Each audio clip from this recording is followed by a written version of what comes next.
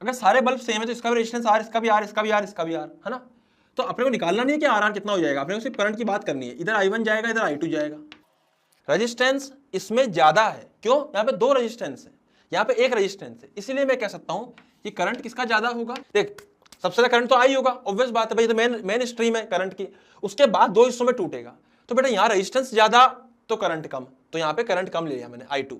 इससे ज्यादा किसका लिया? I1 का। और सबसे ज्यादा किसका है? I का। आई मेरी बात में, ऑल बल्ब्स आर आइडेंटिकल। अगर सारे बल्ब्स आइडेंटिकल है, यदि सारे बल्ब्स आइडेंटिकल है, तो हर बल्ब में पावर कितनी होगी? P1 हो जाएगा I स्क्वायर इंटू R। सबका रेजिस्टेंस सेम है, तो क्या करंट के अनुसार ही यहाँ पे पावर चेंज करेगी, इनकी पावर बटेगी मतलब।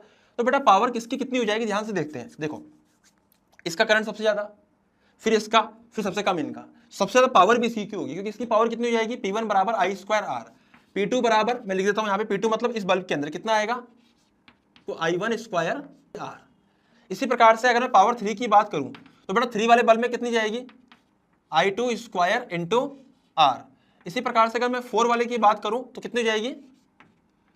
I2 square into R। Getting my point? बेटा दोनों बराबर है, और सबसे ज्यादा कौन सा है? ये वाला।